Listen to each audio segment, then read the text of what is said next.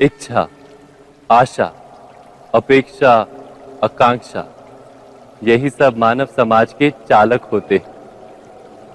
नहीं, यदि कोई आपसे पूछे कि आप कौन हैं, तो आपका उत्तर क्या होगा? विचार कीजिए।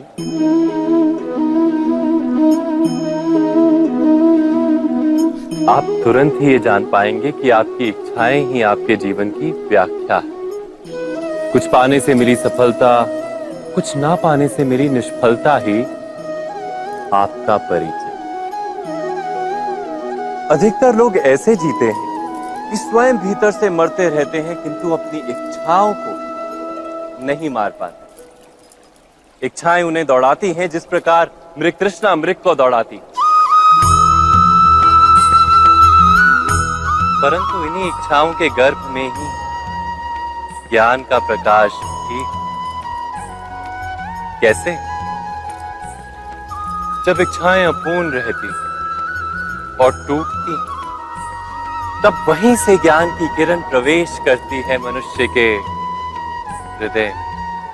ना, ये कथा नहीं है केवल इच्छाओं के संघर्ष की, नहीं है केवल महत्वाकांक्षाओं से जन्म लेने वाले भयावह रक्तपात। ये कथा है इच्छाओं के गर्भ से उदित होते हुए ज्ञान की। मैं वासुदेव कृष्ण आप सभी को निमंत्रण देता हूं इस यात्रा पे चलने का, जो जीवन का मर्म सिखाएगी, मनुष्य का धर्म सिखाएगी, कीचड़ से उठकर कमल बनने का कर्म सिखाएगी। और इस यात्रा का नाम है महाभारत।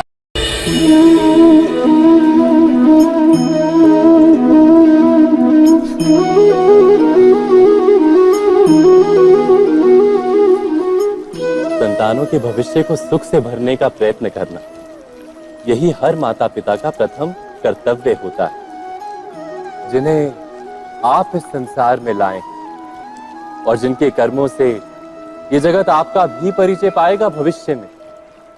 उनके भविष्य के सुख की योजना करने से अधिक महत्व और हो भी क्या सकता है।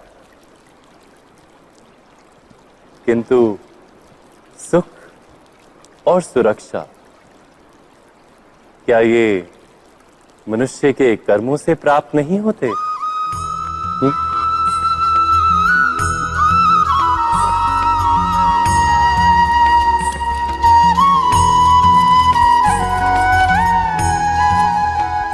माता पिता के दिए हुए अच्छे या बुरे संस्कार, उनकी दी हुई योग्य अथवा अयोग्य शिक्षा, क्या आज के सारे कर्मों का मूल नहीं? संस्कार और शिक्षा से बनता है मनुष्य का चरित्र। अर्थात माता पिता अपनी संतानों का जैसा चरित्र बनाते हैं, ऐसा ही बनता है उनका भविष्य। किंतु फिर भी अधिकतर माता पिता अपनी संतानों का भविष्य सुरक्षित करने की चिंता में उनका चरित्र निर्माण का कार्य भूल ही जाते हैं। वस्तुतः जो माता पिता अपनी संतानों के भविष्य की चिंता करते हैं, उनकी संतानों को कोई लाभ नहीं होता। किंतु जो माता पिता अपने संतानों के भविष्य की नहीं, उनके चरित्र का निर्माण करते हैं, उन संतानों की प्रशस्ति समस्त संसार करता है। स्वयं विचार कीजिए।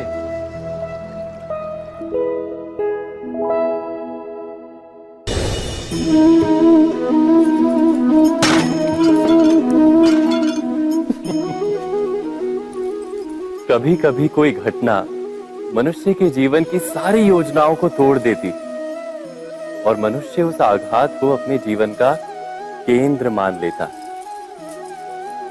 पर क्या भविष्य मनुष्य की योजनाओं के आधार पर निर्मित होते हैं?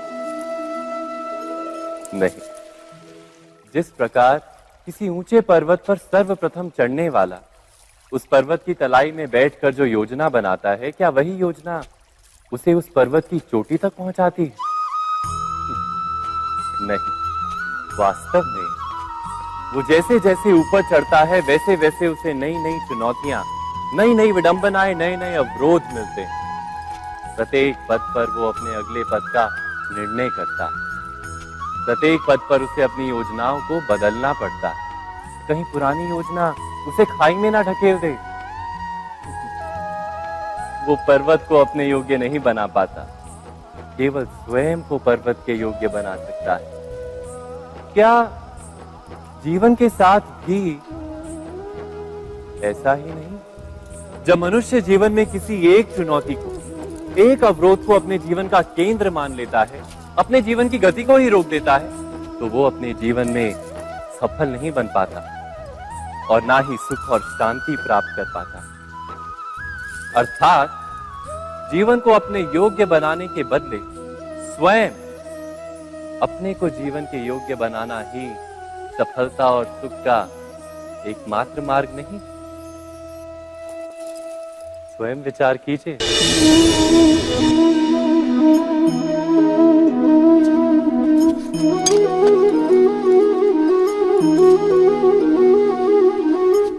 भविष्य का दूसरा नाम है संघर्ष। हृदय में आज इच्छा होती है और यदि पूर्ण नहीं हो पाती तो हृदय भविष्य की योजना बनाता है। भविष्य में इच्छा पूर्ण होगी ऐसी कल्पना करता रहता है, किंतु जीवन ना तो भविष्य में है ना अतीत में। जीवन तो इस क्षण का नाम, अर्थात इस क्षण का अनुभव ही जीवन का अनुभव। पर हम ये जानते हुए भी इतना सा सत्य समझ नहीं पाते। या तो हम बीते हुए समय के स्मरणों को घेर कर बैठे रहते, या फिर आने वाले समय के लिए हम योजनाएं बनाते रहते हैं और जीवन जीवन बीत जाता है। एक सत्य यदि हम हृदय में उतार लें कि ना हम भविष्य देख सकते हैं, ना ही भविष्य निर्मित कर सकते हैं, हम तो केवल धैर्य और साहस के साथ भविष्य को आलिंगन दे सकते हैं, स्वागत कर सकते हैं भविष्य का। तो क्या जीवन का हर पल जीवन से नहीं भर जाएगा? स्वयं विचार कीजिए। पूर्वजों की इच्छा, आशा, महत्वाकांक्षा, क्रोध, बैर, प्रतिशोध, यही सब आने वाली पीढ़ी की धरोहर बनते हैं। माता पिता अपनी संतानों को देना तो चाहते हैं समस्त विश्व का सुख, पर देते हैं अपनी पीड़ाओं की संपत्ति। देना चाहते हैं अमृत, पर साथ ही साथ विष का घड़ा भी भर देते हैं। आप विचार कीजिए, आपने अपनी संतानों को क्या दिया आज तक? अवश्य प्रेम, ज्ञान, संपत्ति आदि दिए, पर क्या साथ ही साथ उनके मन को मैल से भर देने वाले पूर्व ग्रह नहीं दिए? अच्छे बुरे की पूर्व निर्धारित व्याख्याएं नहीं दी? व्यक्ति का व्यक्ति के साथ, समाजों का समाजों के साथ, राष्ट्र का राष्ट्र के साथ संघर्ष क्या इन्हीं पूर्व ग्रहों से निर्मित नहीं होते? हत्या, मृत्यु, रक्तपात क्या इन्हीं पूर्व ग्रहों से नहीं जन्मते? अर्थात माता पिता अपनी संतानों को जन्म के साथ मृत्यु का दान भी देते हैं। प्रेम के प्रकाश के साथ साथ घृणा का अंधकार भी देते हैं, और अंधकार मन का, हृदय का हो या वास्तविक हो, उससे केवल भय प्राप्त होता है, केवल भय। स्वयं विचार कीजिए।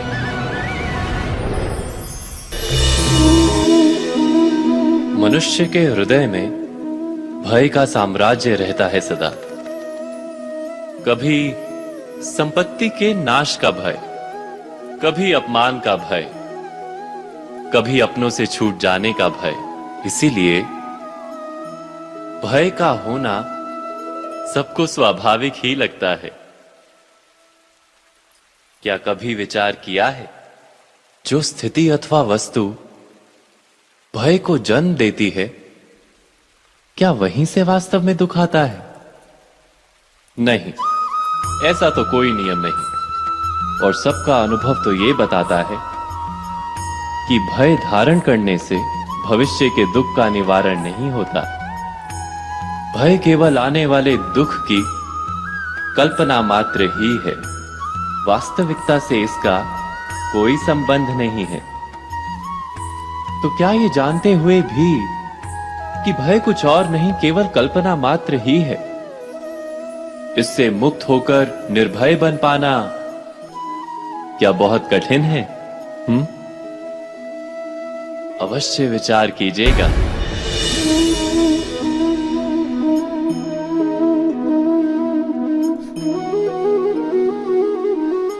जगत में प्रत्येक व्यक्ति को किसी ना किसी प्रकार की निर्बलता अवश्य होती है। जैसे कोई बहुत तेजी से दौड़ नहीं पाता तो कोई अधिक भार नहीं उठा पाता, कोई असाध्य रोग से पीड़ित रहता है तो कोई पढ़े हुए पाठों को स्मरण में नहीं रख पाता। ऐसे अनेकों उदाहरण और भी हैं।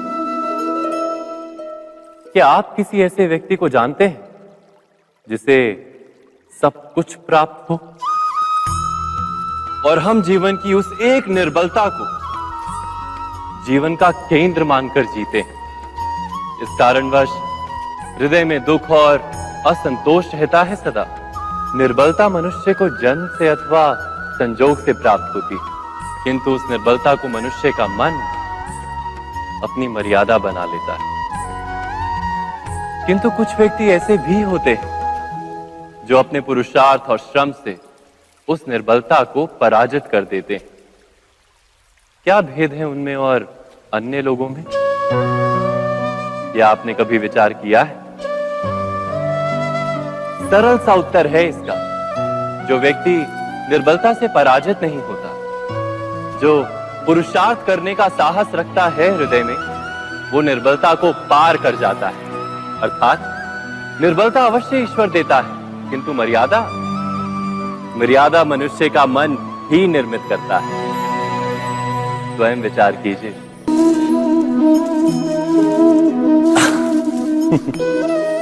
मनुष्य के सारे संबंधों का आधार है अपेक्षा।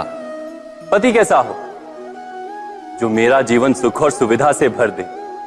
पत्नी कैसी हो जो सदैव मेरे प्रति समर्पित रहे? संतान कैसी हो जो मेरी सेवा करे, मेरा आदेश माने?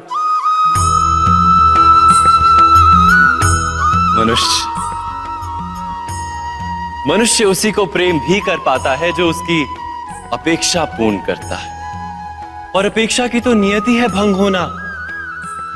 कैसे? क्योंकि अपेक्षा मनुष्य के मस्तिष्क में जन्म लेती है। कोई अन्य व्यक्ति उसकी अपेक्षाओं के बारे में जान ही नहीं पाता। पूर्ण करने की प्रामाणिक इच्छा हो तब भी कोई मनुष्य किसी की अपेक्षाओं को पूर्ण नहीं कर पाता। और वहां से जन्म लेता है संघर्ष। सारे संबंध संघर्ष में परिवर्तित हो जाते। पर मनुष्य अपेक्षा को संबंध का आधार ना बनाए और स्वीकार करे केवल संबंध का आधार, तो क्या ये जीवन स्वयमेव सुख और शांति से नहीं भर जाएगा? स्वयं विचार कीजिएगा।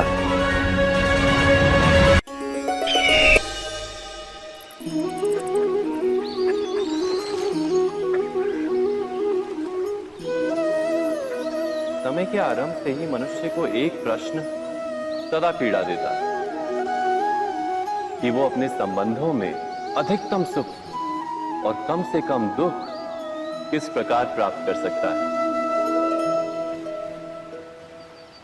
क्या आपके सारे संबंधों ने आपको संपूर्ण संतोष दिया है? विचार कीजिए। हमारा जीवन संबंधों पर आधारित है। हमारी सुरक्षा संबंधों पर आधारित है। इसी कारण हमारे जीवन के सारे सुखों का आधार भी संबंध है। किंतु फिर भी हमें संबंधों में ही अधिकतर दुख क्यों प्राप्त होते हैं? सदा ही संघर्ष भी संबंधों से ही उत्पन्न क्यों हो जाते हैं? कभी विचार किया है? जब कोई व्यक्ति किसी अन्य व्यक्ति के विचार अथवा कार्य को स्वीकार नहीं करता, उसमें परिवर्तन करने का प्रयत्न करता है, तो संघर्ष जन्म लेता है। अर्थात जितना अधिक अस्वीकार उतना ही अधिक संघर्ष, और जितना अधिक स्वीकार उतना ही अधिक सुख। क्या ये वास्तविकता नहीं? यदि मनुष्य स्वयं अपनी अपेक्षाओं पर अंकुश रखे, अपने विचारों को परखे, किसी अन्य व्यक्ति में परिवर्तन करने का प्रयत्न ना कर स्वयं अपने भीतर परिवर्तन करने का प्रयास करे, तो क्या संबंधों में संतोष प्राप्त करना इतना कठिन? अर्थात क्या स्वीकार ही संबंध का वास्तविक अर्थ नहीं? स्वयं विचार कीजिए।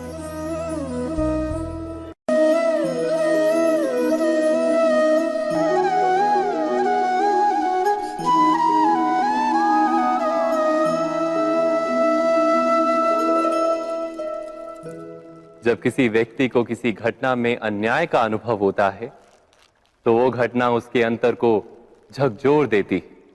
समस्त जगत उसे अपना शत्रु प्रतीत होता है। अन्याय लगने वाली घटना जितनी बड़ी होती है, मनुष्य का हृदय भी उतना ही अधिक विरोध करता है। उस घटना के उत्तर में वो न्याय मांगता है, और ये योग्य भी है।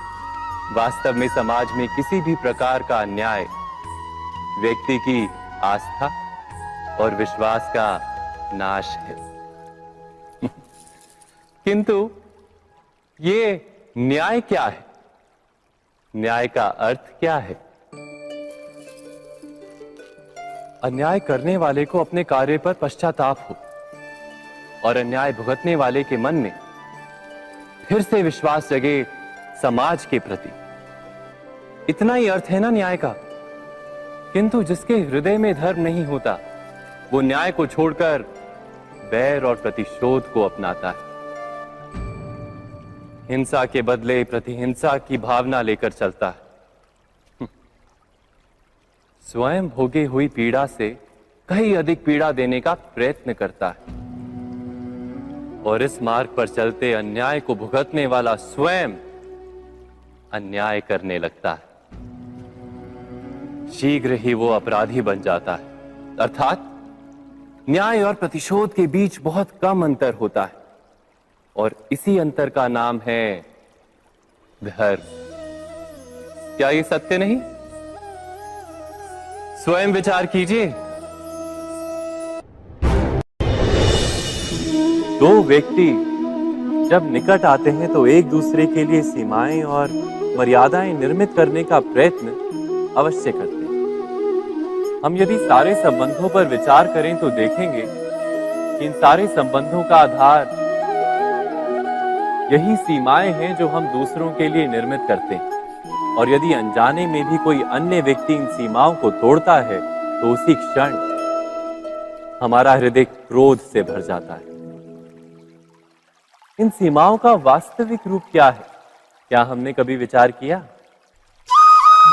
सीमाओं के द्वारा हम दूसरे व्यक्ति को निर्णय करने की अनुमति नहीं देते, अपना निर्णय उस व्यक्ति पर थोपते हैं।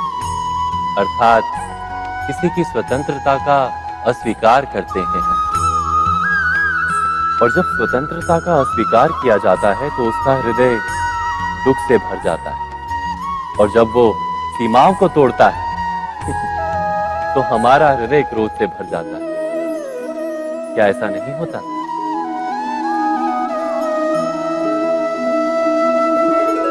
पर यदि एक दूसरे की स्वतंत्रता का सम्मान किया जाए तो किसी मर्यादाओं या सीमाओं की आवश्यकता ही नहीं होती। अर्थात जिस प्रकार स्वीकार किसी संबंध का देह है, क्या वैसे ही स्वतंत्रता किसी संबंध की आत्मा नहीं? स्वयं विचार कीजिए।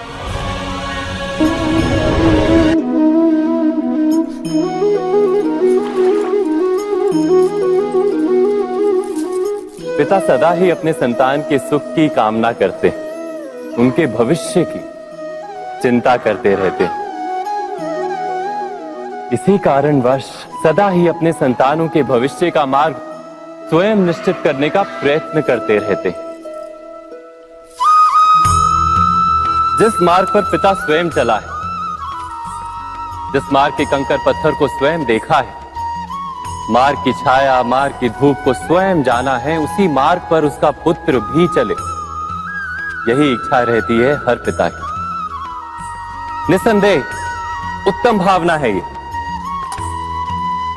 किंतु 3 प्रश्नों के ऊपर विचार करना हम भूल ही जाते हैं। कौन से प्रश्न? प्रथम प्रश्न, क्या समय के साथ प्रत्येक मार्ग बदल नहीं जाते? क्या समय सदा ही नई चुनौतियों को लेकर नहीं आता? तो फिर बीते हुए समय के अनुभव नई पीढ़ी को किस प्रकार लाभ दे सकते हैं? दूसरा प्रश्न, क्या प्रत्येक संतान अपने माता पिता की छवि होता है? हाँ, संतानों को संस्कार तो अवश्य माता पिता देते हैं, किंतु भीतर की क्षमता तो ईश्वर देते हैं। तो जिस मार्ग पर पिता को सफलता मिली है, विश्वास है कि उसी मार्ग पर उसकी संतानों को भी सफलता और सुख प्राप्त होगा। तीसरा प्रश्न, क्या जीवन के संघर्ष और चुनौतियां लाभकारी नहीं होती? क्या प्रत्येक नया प्रश्न एक नए उत्तर का द्वार नहीं खोलता?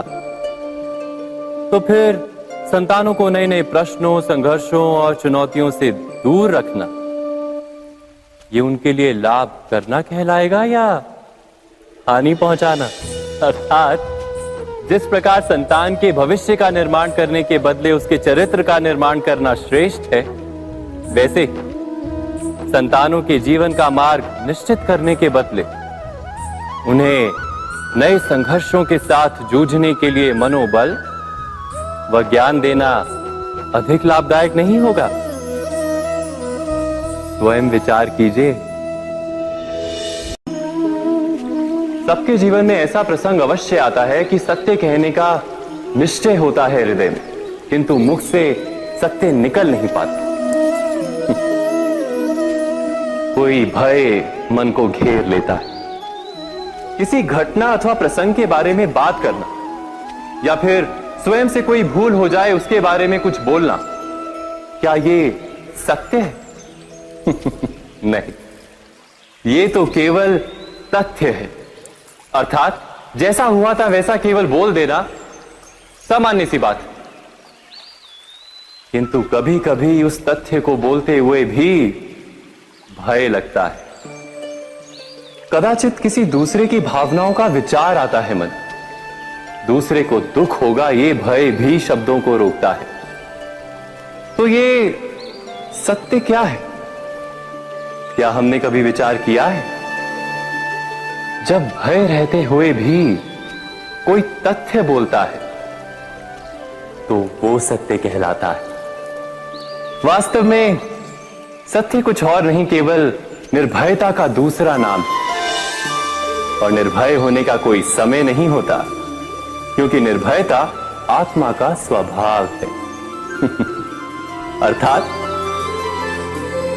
क्या प्रत्येक क्षण सत्य बोलने का क्षण नहीं होता?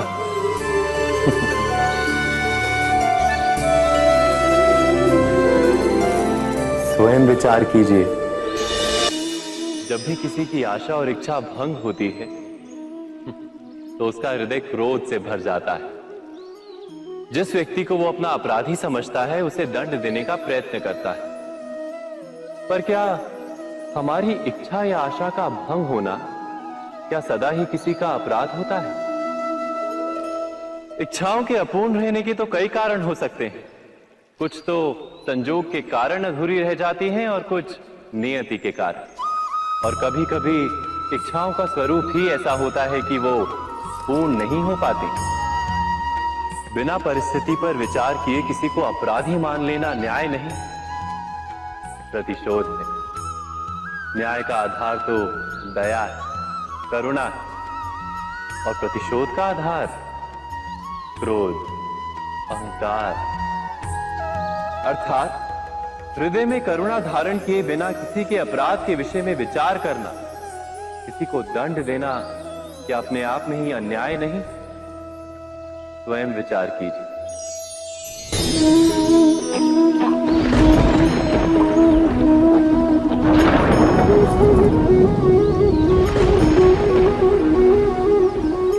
सपनों और पूर्वाभासों के आधार पर हम भविष्य के सुख दुख की कल्पना करते हैं।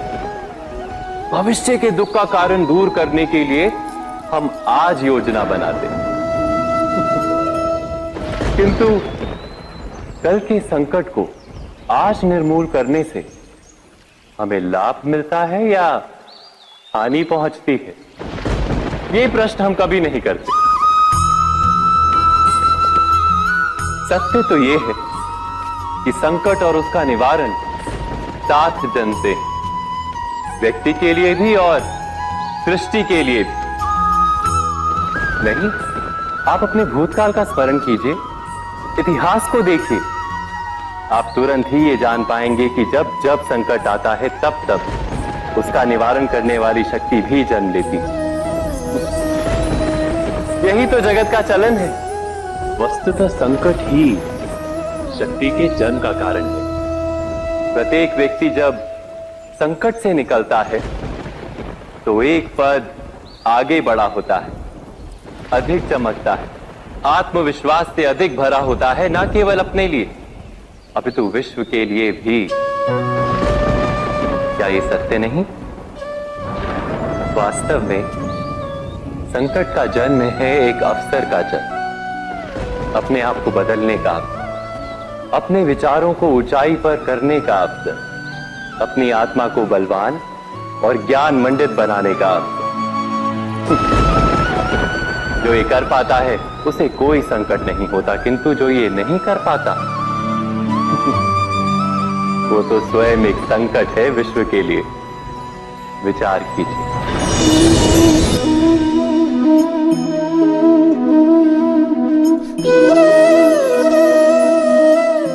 परंपरा में धर्म बसता है और परंपराएं ही धर्म को संभालने का कार्य करती हैं, ये सत्य है।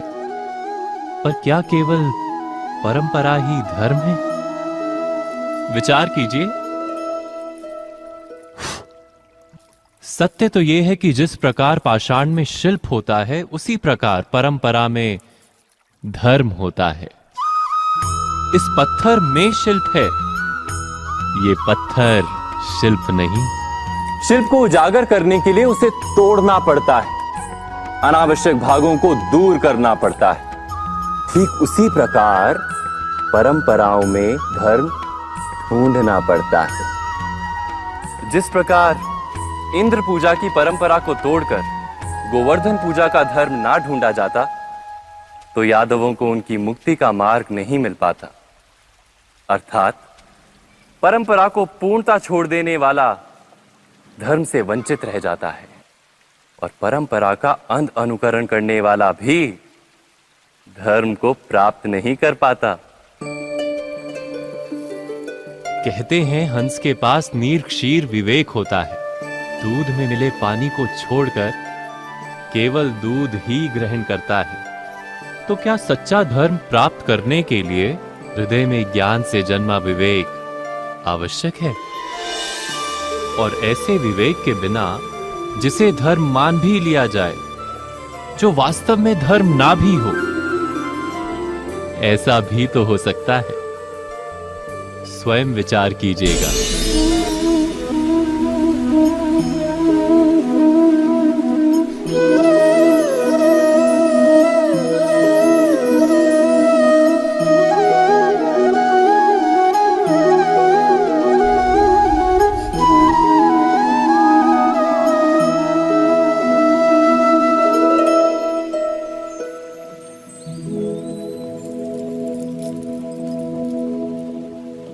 भविष्य के आधार पर सब आज का निर्णय लेना चाहते हैं।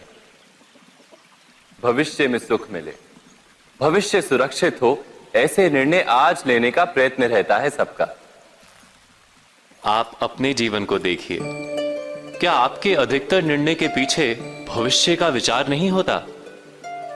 और हो भी क्यों ना, अपने जीवन को सरल और सुखमय बनाने का प्रयत्न करने का अधिकार सबका है।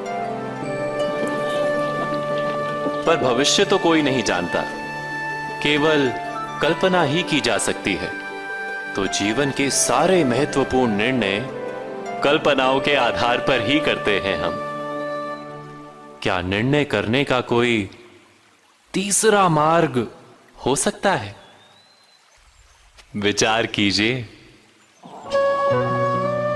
सारे सुखों का आधार धर्म है और वो धर्म मनुष्य के हृदय में बसता है। तो प्रत्येक निर्णय से पूर्व स्वयं अपने हृदय से ये प्रश्न अवश्य पूछ लेना कि ये निर्णय स्वार्थ से जन्मा है या धर्म से। क्या इतना पर्याप्त नहीं? भविष्य के बदले धर्म का विचार करने से क्या भविष्य अधिक सुखपूर्ण नहीं होगा? स्वयं विचार कीजिए। व्यक्ति को जब उसके अपराध का दंड मिलता है तब कभी कभी उस न्याय को देखकर मन कचोटता है। प्रश्न उठता है हृदय में कि जब वो अपराध हुआ था तब व्यक्ति भिन्न था। उसके पश्चात उसने इतने पश्चाताप किए, स्वयं में इतना परिवर्तन किया, फिर उसे दंड क्यों मिले? पर जहां आघात होता है वहां प्रत्याघात भी होता है। जैसा कर्म वैसा फल। यदि किसी को प्रेम दोगे तो सुख प्राप्त होगा, यदि किसी की हत्या करोगे तो मृत्यु दंड मिलेगा। जैसा कार्य वैसा ही न्याय। तो फिर प्रायश्चित और पश्चाताप का कोई मूल्य नहीं है? अवश्य है मूल्य। प्रायश्चित और पश्चाताप मनुष्य की आत्मा को बलवान करता है, आने वाले दंड को स्वीकार करने के लिए मनुष्य को तैयार करता है। अर्थात बिना प्रायश्चित के दंड स्वीकार करने का कोई मूल्य है? स्वयं विचार कीजिए।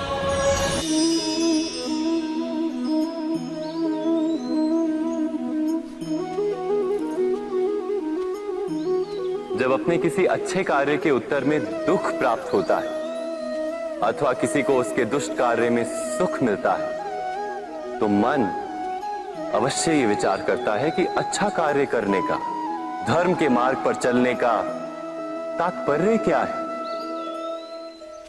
पर दुष्ट आत्मा को क्या प्राप्त होता है ये भी देखिए। दुष्टता करने वाला हृदय सदा चंचल रहता है, अकुलाता रहता है। मन में सदा नए नए संघर्ष उत्पन्न होते हैं। अविश्वास उसे जीवन भर दौड़ाता है। क्या ये सुख? जबकि धर्म पे चलने वाले, अच्छा कार्य करने वाले, सच्चरित्र व्यक्ति का हृदय शांत रहता है। परिस्थितियां उसके जीवन के सुख में बाधा नहीं बनती। समाज में सम्मान और मन में संतोष रहता है सदा। अर्थात अच्छा बर्ताव भविष्य में किसी सुख का मार्ग नहीं। अच्छा बर्ताव स्वयं सुख अथवा बुरा बर्ताव भविष्य में किसी दुख का मार्ग नहीं। अधर्म उसी क्षण दुख उत्पन्न करता है। धर्म से सुख नहीं, धर्म स्वयं।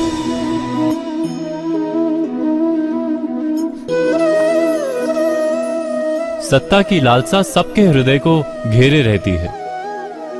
प्रत्येक व्यक्ति अपना एक राष्ट्र निर्मित करने का प्रयत्न अवश्य करता है। फिर वो राष्ट्र गुरु राष्ट्र की भांति बहुत बड़ा हो या फिर अपने परिवार तक सीमित हो, वो सत्ता प्राप्त करने का प्रयास अवश्य करता है। किंतु सत्ता का वास्तविक रूप क्या है? क्या हमने कभी विचार किया है? एक मनुष्य जितने अधिक लोगों के जीवन को प्रभावित कर सके, जितने अधिक लोगों के जीवन की स्वतंत्रता पर अंकुश रख सके, उतनी ही अधिक सत्ता का अनुभव करता है वो। सत्ता का वास्तविक रूप ही है अन्य के जीवन पर स्वयं का प्रभाव। किंतु क्या वास्तविक प्रभाव प्रेम, दया, करुणा और धर्म से निर्मित नहीं होता। जब भी मनुष्य कठोरता और अधर्म से सत्ता प्राप्त करने का प्रयत्न करता है, तब वो दूसरों के हृदय में विरोध अथवा विद्रोह को जन्म देता है। और परिणाम कुछ इस प्रकार। हां, कुछ समय के लिए वो स्वयं को प्रभावी और शक्तिशाली अवश्य पाता है, किंतु वो वास्तविक सत्ता नहीं। यही कारण है कि भृगु और वशिष्ठ जैसे ऋषियों की आज भी पूजा की जाती है, रावण और हिरण्यकश्यप की नहीं। इस पर तो आप विचार अवश्य करें। सत्य कहा ना?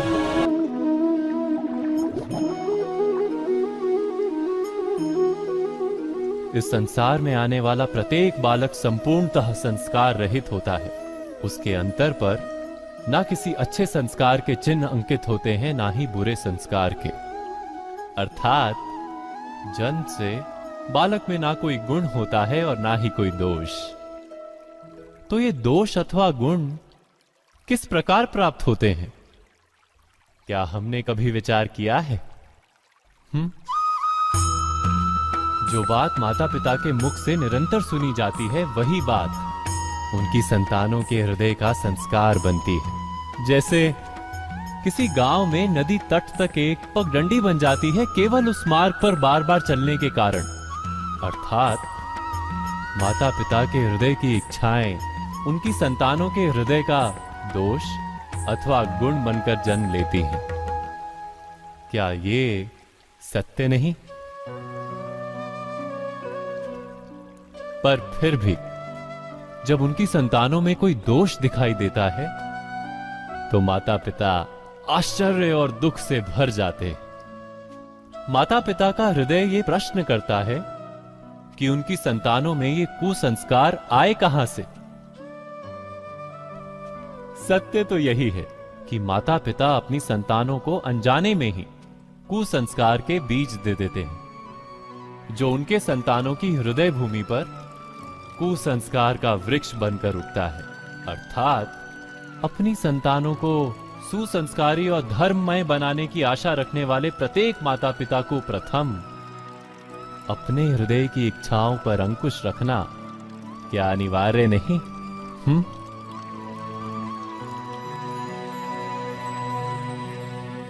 प्रत्येक माता पिता इस पर विचार अवश्य कीजिएगा।